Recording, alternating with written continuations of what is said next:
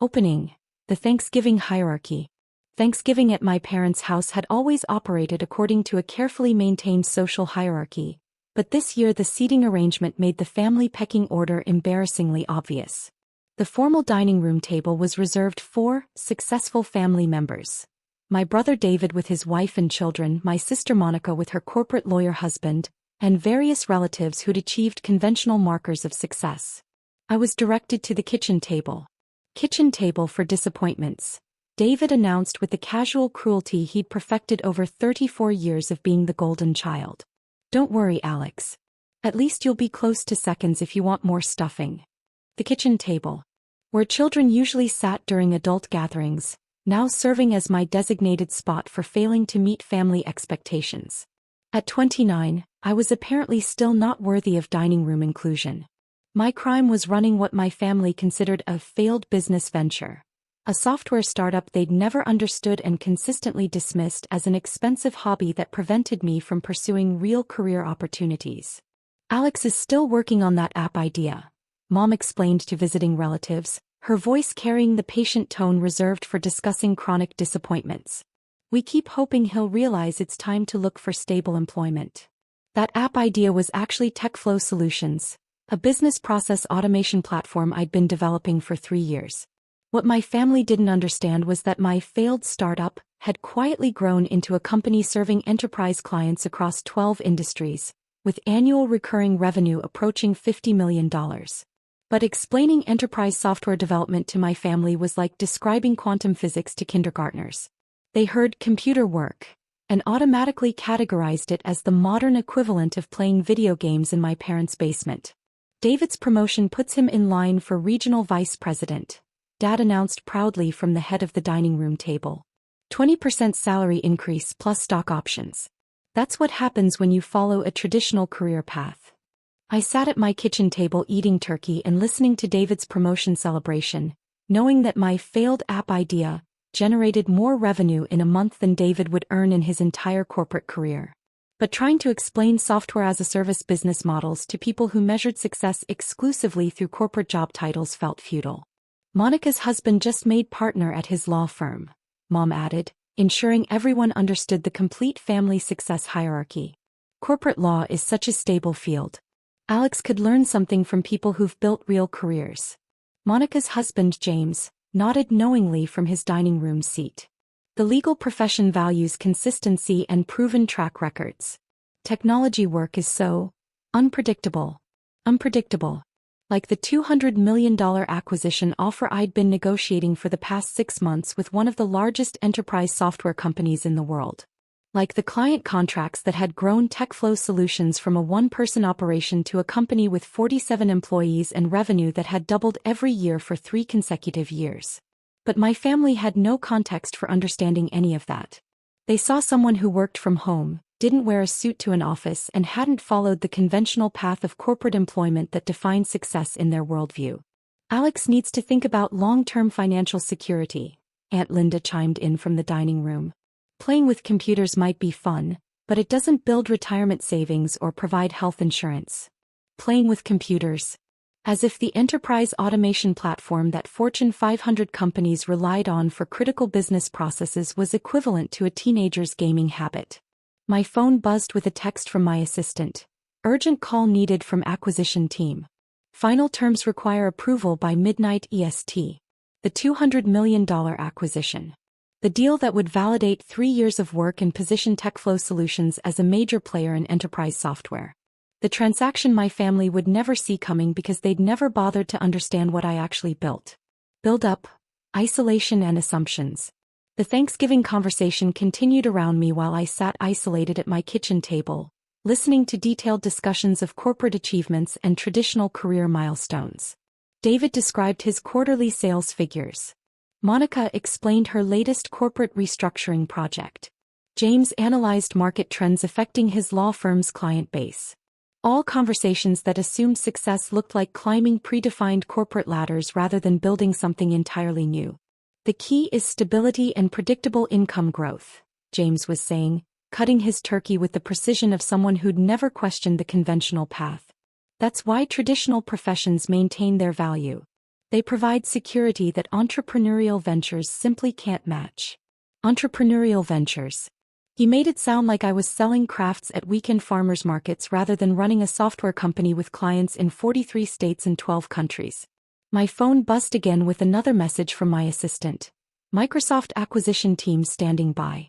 Need authorization to proceed with final documentation. Microsoft. The acquisition offer wasn't coming from some unknown startup. It was from one of the largest technology companies in the world, seeking to integrate TechFlow solutions into their enterprise software ecosystem. But explaining that would require my family to understand concepts like cloud computing, business process automation, and enterprise software integration. Easier to let them maintain their assumptions about my computer hobby than attempt a technical education that would fall on deaf ears. Alex has always been creative, Mom said during a lull in the dining room conversation, her voice projecting toward my kitchen table with false encouragement. Some people just need longer to find their direction. Creative. At 29, with a software company generating millions in annual revenue, I was still considered someone who needed to find direction. The technology sector is so volatile, Aunt Linda added helpfully. Remember the dot-com crash? All those computer companies disappeared overnight. Traditional businesses have staying power. The dot-com crash of 20 years ago, apparently still serving as evidence that any technology-related work was inherently unstable and unreliable. David leaned back in his dining room chair with the satisfaction of someone whose worldview had never been challenged. I told Alex years ago he should consider sales. He's got the personality for it, and there's real money in pharmaceutical sales or medical device marketing. Pharmaceutical sales. As if abandoning a $50 million revenue software company to sell medical equipment represented sensible career advice. Alex is welcome to interview at my firm, James offered generously. We could use someone in our IT support department. It wouldn't be glamorous work, but it would provide steady income and benefits. IT support. At his law firm. The offer was meant kindly, but it highlighted the massive gap between my family's perception of my capabilities and the reality of what I'd actually built. My phone rang and I saw it was my assistant calling directly rather than texting. That meant the acquisition timeline was accelerating and decisions needed to be made immediately. I should take this, I said, rising from my kitchen table. Alex, we're in the middle of Thanksgiving dinner, Mom protested. Can't your computer work wait until tomorrow? It's time sensitive, I said, walking toward the back porch for privacy. Everything's always urgent with technology work, David called out dismissively. That's why traditional careers are more sustainable. You're not constantly dealing with crises. Revelation when success calls. I stepped onto the back porch and answered my assistant's call, trying to maintain professional composure while my family continued their Thanksgiving celebration inside. Alex, I'm sorry to interrupt family time, my assistant Maria said, but Microsoft needs final approval on the acquisition terms within the next 2 hours. Their legal team is standing by to execute the paperwork. What changed with the timeline? I asked, watching my family through the window as they continued discussing traditional career achievements.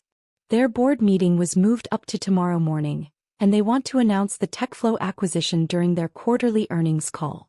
The offer terms are final. $200 million cash plus equity participation in the integrated platform development. $200 million.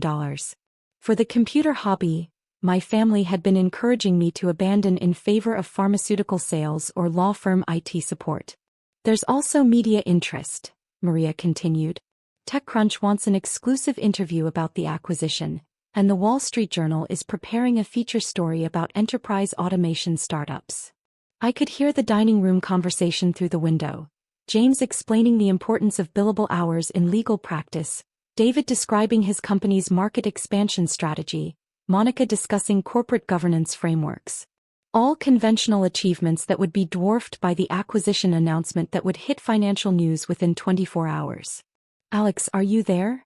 Maria asked. I'm here. Let me think about this for a moment.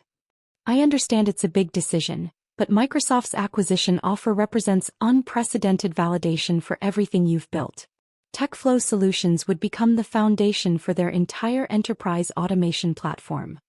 Through the window, I watched my family's Thanksgiving celebration continue, oblivious to the fact that the disappointing relative eating alone at the kitchen table was about to close one of the largest software acquisitions of the year. "Send me the final terms document," I said. "I'll review everything and call you back in 30 minutes. Also, Alex, the Forbes reporter wants to discuss your inclusion in their upcoming 30 under 30-foot technology leaders list. Apparently, the Microsoft acquisition puts you in consideration for their cover story." Forbes 30 under 30. Cover story consideration. For the family member who needed to find direction and consider stable career opportunities. I ended the call and remained on the porch for several minutes, processing the surreal contrast between my family's Thanksgiving narrative and the reality of what was happening in my professional life. When I returned inside, the conversation had moved to retirement planning and long-term financial security, topics my relatives discussed with the authority of people who'd never questioned conventional wisdom about career development and wealth building. "Alex, everything okay with your computer work?" Mom asked with the patient concern she reserved for my tech problems. "Just some business decisions that need attention," I said, returning to my kitchen table. "That's the challenge with freelance work," James observed knowingly. "You're always at the mercy of client demands. No work-life balance. Freelance work. Client demands. As if I were a contract programmer taking on small projects rather than the CEO of a software company about to be acquired by Microsoft for 9 figures. My phone rang again, this time with a call I couldn't postpone. The caller ID showed Microsoft Acquisition Team, the direct line for the corporate development executives handling our transaction. "I need to take this call," I said, standing up from my kitchen table again. "Alex, seriously?" David protested. "We're trying to have family time here. Can't you turn off your phone for one afternoon?" But before I could step away, my assistant's voice came through the phone speaker at a volume that carried across the kitchen. "Alex, this is the Microsoft team calling about finalizing the $200 million TechFlow Solutions acquisition. Are you available to review the final terms?" The kitchen fell completely silent. "Did she just say $200 million? Monica asked, her voice barely above a whisper. Through the doorway, I could see the dining room conversation had stopped entirely. James was staring at me with an expression of complete confusion. "I'll take this call outside," I said, but James was already approaching from the dining room. "Alex, wait," he said, his voice carrying a tone I'd never heard from him before. "Did that woman just mention a $200 million acquisition?" The rest of my family was now gathering in the kitchen, their Thanksgiving celebration temporarily forgotten as they processed what they'd just overheard. "It's a business call," I said simply. "A $200 million business call?" David repeated, his earlier dismissiveness replaced by something approaching shock. Before I could respond, James pulled out his phone and began typing frantically. "TechFlow Solutions," he muttered. "Alex, is that your company name?" I watched him search for information about my failed app idea, his expression changing as search results loaded on his screen. "Oh my God," he whispered. "Alex, there are dozens of articles about TechFlow Solutions. Enterprise software, Fortune 500 clients, $50 million annual revenue. Resolution, recognition and recalibration." The Microsoft acquisition call continued on speakerphone as my family gathered around the kitchen table, listening to corporate development executives discuss terms for purchasing the computer hobby they'd been encouraging me to abandon. "Mr. Chen, we're prepared to finalize the acquisition at $200 million plus equity participation," the Microsoft executive said. "Your enterprise automation platform would become the cornerstone of our business process optimization suite." James was still scrolling through his phone, reading articles about TechFlow Solutions with increasing amazement. "Alex, Forbes named you one of the top enterprise software innovators under 30. The Wall Street Journal featured your company in their Emerging Technology Leaders section." "When?" Mom asked faintly. 6 months ago," James replied. "There are dozens of major publications covering TechFlow Solutions. Alex, you've built one of the most successful software companies in the automation sector." David was now searching on his own phone, his earlier confidence about traditional career superiority clearly shaken. "This TechCrunch article says TechFlow Solutions has 47 employees and clients in 12 countries. 47 employees? Dad repeated, speaking for the first time since overhearing the acquisition call. "Mr. Chen, are you still there?"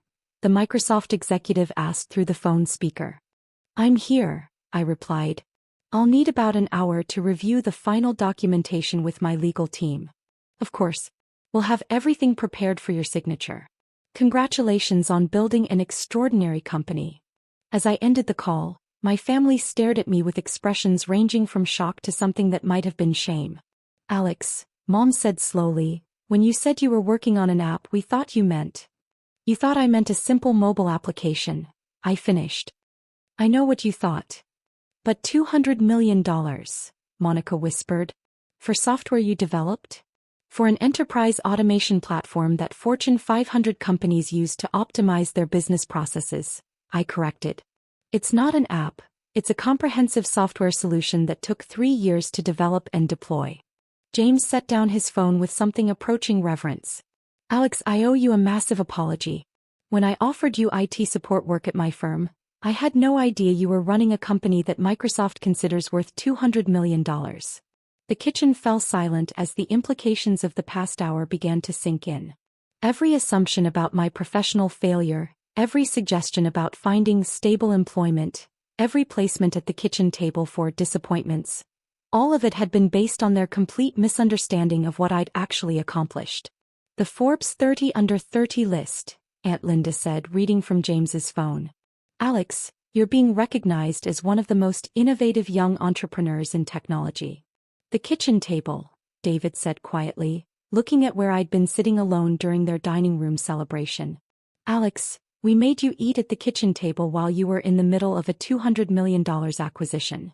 You made me eat at the kitchen table because you decided I was unsuccessful without bothering to understand what I actually do, I replied. 3 weeks later, when the Microsoft acquisition was announced and featured on the front page of the Wall Street Journal's business section, my family's group text exploded with congratulations and requests for copies of the newspaper. The same relatives who'd been offering me career advice were now asking if I needed employees. But the validation that mattered most came from the Fortune 500 clients whose business processes had been transformed by TechFlow solutions, and from the Microsoft executives who understood the technical complexity and market value of what I'd built. James's law firm hired me as their technology strategy consultant 6 months later, paying fees that exceeded his annual partner income for quarterly advisory sessions. David still talks about his promotion to regional vice president, but he's stopped giving me career advice. My parents replaced their kitchen table with a larger dining room set, ensuring there would always be room for everyone at the main table.